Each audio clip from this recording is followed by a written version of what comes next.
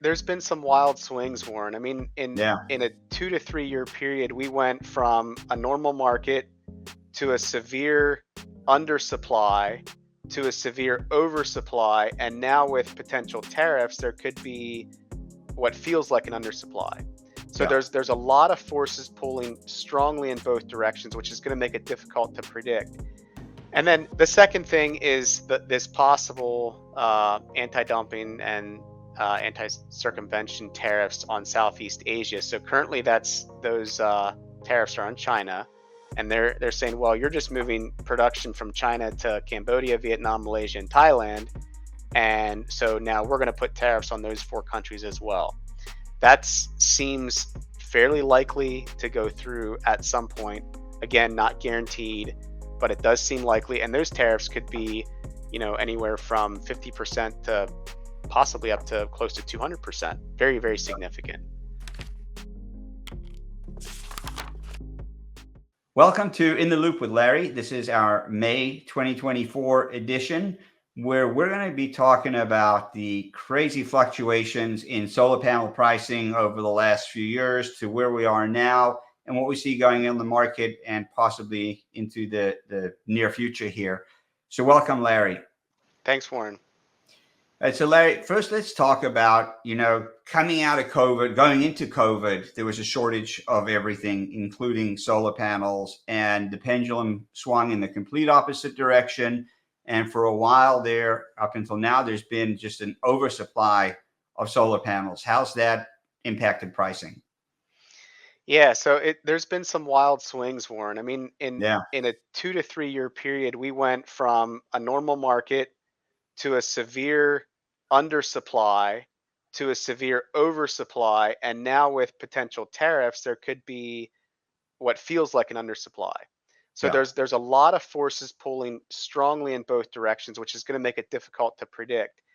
But I'll just touch on some of the forces pushing module prices down that you mentioned. I mean, oversupply has been the issue, yeah, especially in residential. Residential has been down. It's been a down market, and we've talked about that, Warren, previously on why all that is. And that's pushing the all black module pricing down, which is pushing some of those modules into the commercial space, which is pushing commercial pricing down. So it's kind of a domino effect there. And then, of course, we had a major ramp up coming out of the COVID scarcity times. So there for a time during COVID, right after COVID, there was significant scarcity in the market in a lot of industries, and for us in the solar panel and inverter space. And then manufacturers just ramped up because there was a massive demand coming out of COVID, and so they really ramped up to overcome that scarcity. So that's some of what we're experiencing today. And then finally, the IRA resulted in an increase of domestic manufacturing, which is fantastic. I mean, we've yeah. seen a huge boost in domestic manufacturing, but that also increases capacity, increases supply.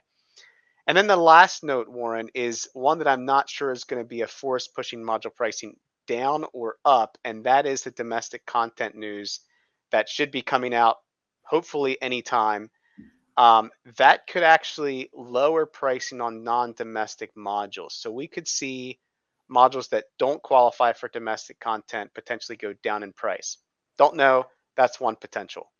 Right. Or the opposite of that is seeing or paying a premium for domestic panels.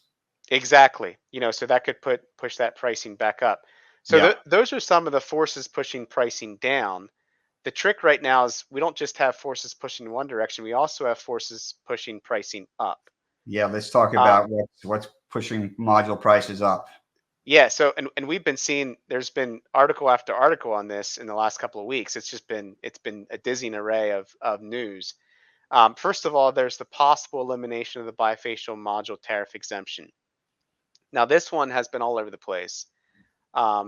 It has, you know, when module tariffs started a number of years ago, all modules were included, and then companies said, "Well, hang on a second, bifacial is a different type of technology that should be excluded." So they excluded it for a time, and then they included it. This has been kind of on again, off again for some time, and most recently, there is an exemption for bifacial modules from this tariff. However, that exemption is probably going to come off. It seems likely that it's going to come off now that we have a good bit of supply in the US of bifacial modules. So Yeah. that's one thing that's pushing it up. Yeah. And just for our viewers, information to put things in context, bifacial solar panels are solar panels that allow light to to go through the panel, both on the top side as well as the back side of the panel, which allows it in certain applications to be more efficient or produce more energy, since it's absorbing light through the front and the back of the panel. Yeah, you can actually get a lot of light through the back of a panel on a Yeah. ground mount, especially if you have like a white background. You could get a lot Yeah. of light, a lot of increased production. So Sure. there's a lot of benefit there. And then the second thing is this possible anti-dumping and anti-circumvention tariffs on Southeast Asia. So currently, those tariffs are on China, and they're saying, well, you're just moving production from China to Cambodia, Vietnam, Malaysia, and Thailand, and so now we're going to put tariffs on those four countries as well. That seems fairly likely to go through at some point. Again, not guaranteed, but it does seem likely. And those tariffs could be, anywhere from 50% to possibly up to close to 200%. Very, very significant. Yeah. Now, this is probably going to result in more modules that being produced in South Korea, India, Indonesia, and the Middle East. These are countries that currently are not in that block of countries that's going to be potentially tariffed. So, but if you're going to move your production, it's going to be higher cost. So they might not have the tariff, but you still have to move the production and set up your supply chains and all that. So that's a potential. And then finally, like you mentioned, Warren, the domestic content news that should be forthcoming could result in higher pricing for all modules because they might be able to command a higher premium for their domestic content modules, which would potentially push up pricing for all modules at some point. So those are some of the things that are kind of pushing module pricing up at this point.